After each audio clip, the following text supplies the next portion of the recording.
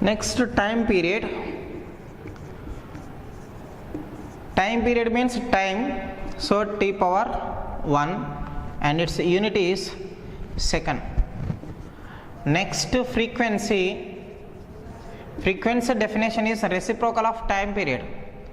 So dimensional formula is t minus 1, m0 l0 t minus 1 and its unit is per second or hertz. SI unit is hertz. Next, we know E is equal to h nu. H is Planck's constant, nu is frequency, E is energy. So what is the dimensional formula of this Planck's constant? E means energy.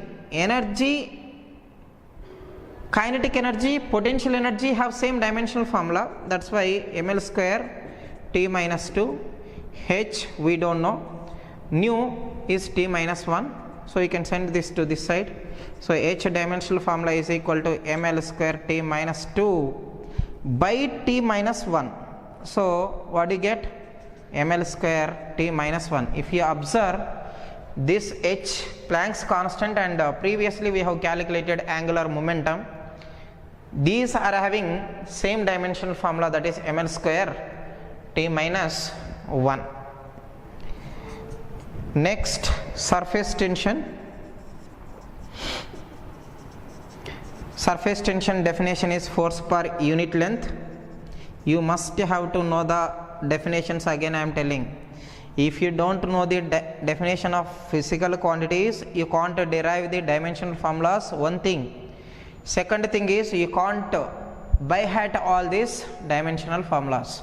So the only way to deal with the dimensional formulas is you have to know the definitions of all these physical quantities that we are using in physics. This is mandatory and unavoidable. And dimensional formula of force is mlt minus 2 by length is L. LL cancel, so mt minus 2. And what is the unit for force? It is Newton. For length it is meter. So Newton per meter is the unit for surface tension. And next, coefficient of viscosity. Coefficient of viscosity. We are having one formula for viscous force. This is viscous force minus neta A dV by dx. So here two layers we are having, two layers of liquid. The difference of velocities is dV. Perpendicular distance between these two is dx. So dV is the difference of velocities, dx is perpendicular distance, A is area of each layer, neta is coefficient of viscosity, force is viscous force that acts in opposite direction to relative motion between those two layers.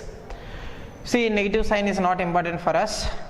So neta is equal to F by A dV by dx. This dV by dx, dV for difference in velocity of these two layers, dx is perpendicular distance. We also call this physical quantity as velocity gradient. Velocity gradient means dV by dx. So the dimensional formula of force is mlt minus 2 by area is L square. Now velocity gradient dimensional formula. So it is dV, difference in velocity, that is lt minus 1, having same dimensional formula of velocity by L. So the velocity gradient has t minus 1 dimensional formula. I am not writing that separately, it is included in this formula, that's why here only you come to know. Now L by L square is L minus 1, t minus 2 by t minus 1 is t minus 1. So this is the dimensional formula of coefficient of viscosity. Now what is the unit?